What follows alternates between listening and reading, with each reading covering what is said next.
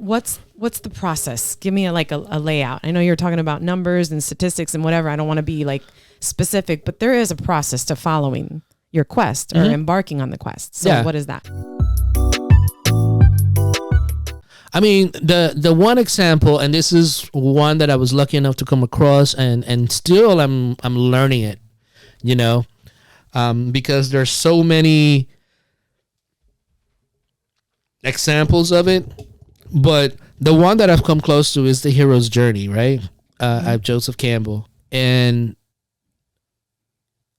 the idea of either something happens to you that forces you to go out on this journey, right? So, for instance, you know, death comes to our life unexpectedly, people that we love, and they come and go.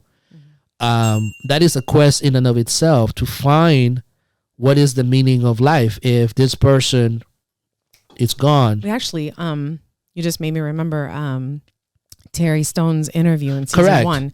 That was a prime example because she met that reality at a young age. Yes. And she lost her husband, sadly. And she literally shared about how she had to reinvent herself, so to speak, even though she was completely happy and it was a beautiful life. Nothing was wrong. Yep. She had to okay, I have 2 children now. I need to, I got to continue to live. This is what he would want from, you know what I mean? Yeah. Is that what that's exactly it. Perfect so example. Again, and that's a perfect example because we think the way that the hero's journey is portrayed primarily in movies and primarily in storytelling, right? But we see that in the big screen, but then we don't see how does that manifest in my life? And that's exactly how we manifest. You go, sometimes you got somebody there to help you through the process. Sometimes it's a physical individual. Sometimes it's just, you know, internal emotions. And then you go into the abyss and you go into the darkness and you go into all that muck that is there. Some people don't make it out of that. They stay there. They get stuck in that.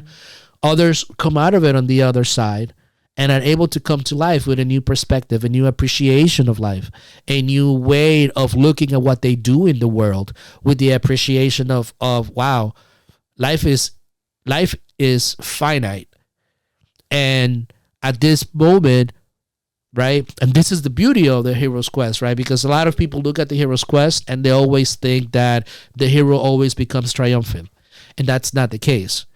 If you read The Hero with 1,000 Faces, you start seeing that the hero does become becomes back to life, reaffirming life and bringing it with something new, or the hero becomes the villain, right? A lot of people don't like the Star Wars episodes 1, 2, and 3. Those are my favorite by far. Those are the best, I think. Yeah. I could understand why people don't like it. Say that, yeah. I get why, but those are my 3 favorite because it shows how a Messiah, a kid comes from a virgin, right? The one that was touted as the savior and was built up as that, eventually became the villain, right? And that's a story that happens all too often, but we don't think that it happens, but it happens on a regular basis and constantly. It happens in our education system, and I've seen it firsthand.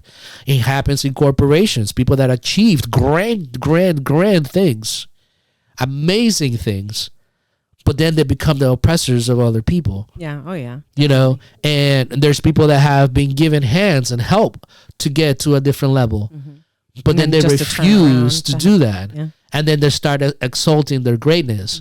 You know, like we see that all too often in our world. But we think of it, oh, that's just in the movie. No, this is what happens in real life. Yeah, definitely. Real life. You know, so the idea is that understanding that the hero cycle, understanding the fact that even though that quest, that transition of going and seeing all those things, it may not happen precisely.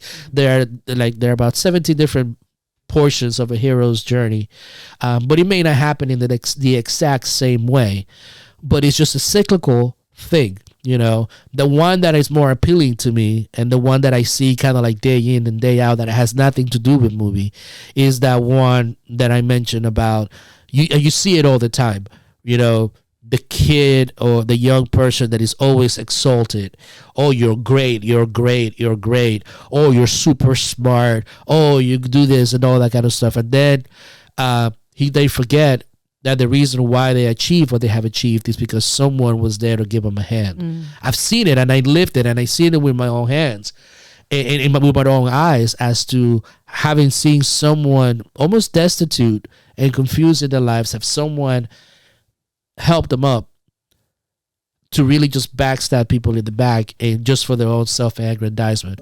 And that's something that what it shows is not that you could judge that and say, oh, that person's evil.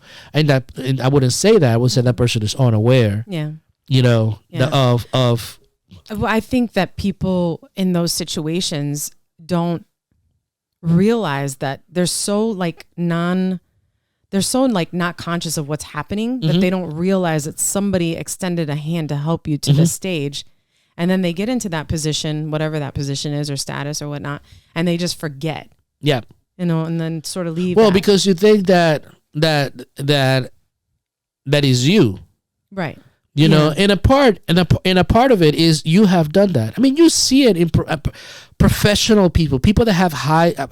I wouldn't generalize, but there's a big segment of the education of people that have high degrees that have achieved great. I mean, it's not easy to go and get a 4-6 year degree.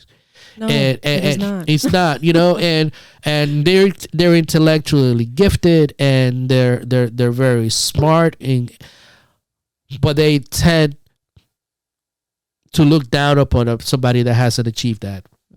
You know, I know there's people that have achieved great financial success, and again, there is something to say about their efforts. I'm not disputing that, but again, like I have said before, their fate has a role to play in a lot of things.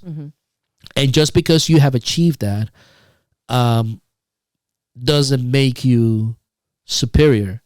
That's been the history of our societies over and over again.